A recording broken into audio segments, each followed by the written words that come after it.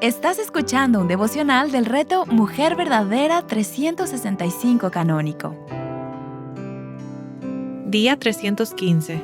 Hechos capítulos 6 y 7. Escrito por Laura González de Chávez, leído por Sara Gigax. Mientras la iglesia del primer siglo crecía, comenzaron a surgir los problemas.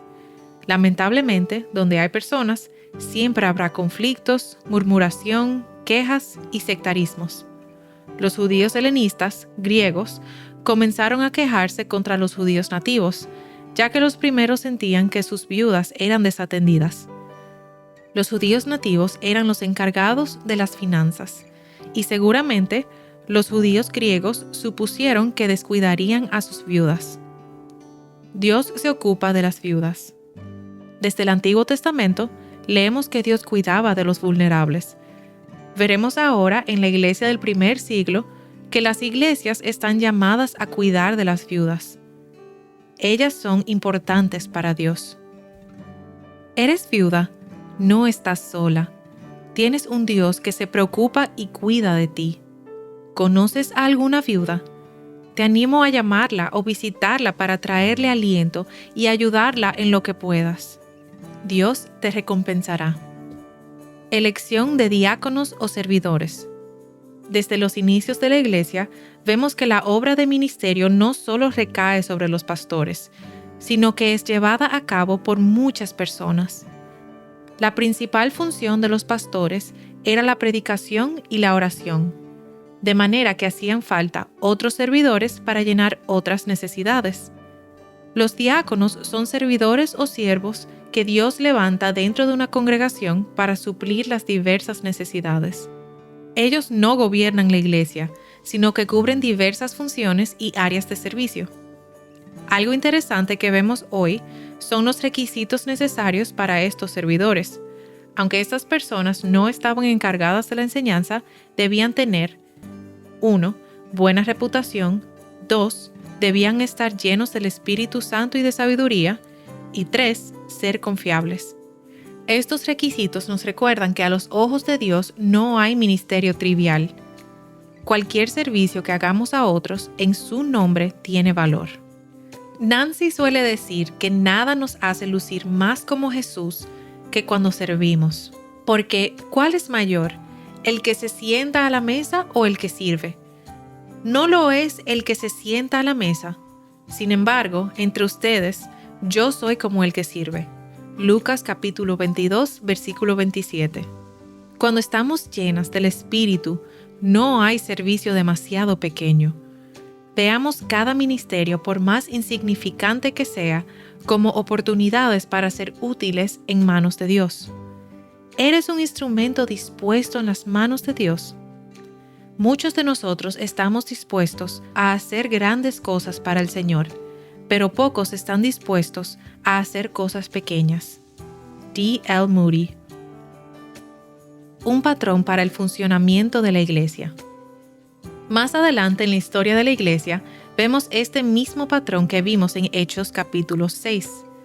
La iglesia del primer siglo debía cumplir con una serie de requisitos a la hora de establecer diáconos. Ver 1 de Timoteo capítulo 3, versículos 8 al 13. Esto llama mi atención a la luz de lo que vemos hoy en muchas iglesias, donde no se piden muchos requisitos para poner a alguien a servir. Movidos por un deseo bien intencionado de involucrar a los visitantes, se pasa por alto la sabiduría de Dios y se ponen de lado los requisitos mínimos para el servicio. Pero en la narrativa de hoy leemos que la llenura del Espíritu Santo y la sabiduría eran necesarios aún para servir mesas. Otra cosa que observamos es que la congregación estuvo involucrada en el proceso de escoger a estos hombres. Los apóstoles pudieron haber designado a estas personas ellos mismos, pero pidieron a la congregación nominar un grupo de hombres que llenaran estas cualidades. La congregación eligió 7 y los presentaron a los apóstoles. Ellos, a su vez, oraron para buscar la confirmación del Señor para encomendarles la obra. Qué maravilloso ver cómo Dios bendice la iglesia cuando hacemos las cosas a su manera. Esta iglesia crecía continuamente, incluso atrayendo a sacerdotes judíos. Mirando nuestras iglesias hoy, ¿qué otras cosas podemos aprender de la iglesia primitiva a la luz de lo que hemos visto hasta aquí? Esteban. Esteban era uno de los 7 hombres escogidos para servir mesas. Era un hombre lleno de fe y del Espíritu Santo. Hoy vemos que unos grupos se levantaron en su contra, levantando calumnias, alborotando al pueblo, a los ancianos y escribas. Obviamente, ellos estaban llenos de celos por la sabiduría con la que Esteban hablaba y por la gracia, el poder y las señales que hacía entre el pueblo. Estaban frustrados porque no sabían cómo debatir con él y por eso lo acusaban de blasfemia. Lo tratan de la misma forma como trataron a Jesús. Cuando el sumo sacerdote enfrenta a Esteban, este último hace un recuento de la historia del pueblo de Israel, desde el llamado de Dios a Abraham hasta la crucifixión de Cristo, para mostrar a los líderes judíos que a lo largo de la historia ellos siempre habían rechazado a Dios y a sus profetas. Este es el sermón más largo que leemos en el libro de Hechos. Quedó claro que este pueblo, al igual que habían hecho sus padres en el Antiguo Testamento, estaba resistiendo al Espíritu.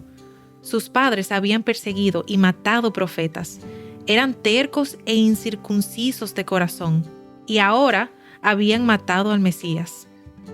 Esteban los acusó de todas estas cosas y, por supuesto, ellos se sintieron muy ofendidos. Solo puedo imaginar la furia de estos líderes religiosos cuando él los confronta con estas cosas. Pero Esteban no se retractó. Se entregó en los brazos de Dios, fijó sus ojos en el cielo y simplemente oró por sus enemigos, al igual que hizo Jesús. Él padeció como Jesús, llegando a ser como él en su muerte. Ver Filipenses capítulo 3, versículo 10. Al leer la historia de Esteban, ¿puedes ver la conexión entre el Antiguo y el Nuevo Testamento con respecto a Jesús? ¿Cómo el Evangelio es una buena noticia en medio del sufrimiento, la injusticia y la persecución? ¿Cómo alienta tu fe leer relatos como estos? Comparte debajo. Para más recursos como este, visita nuestra página web avivanuestroscorazones.com.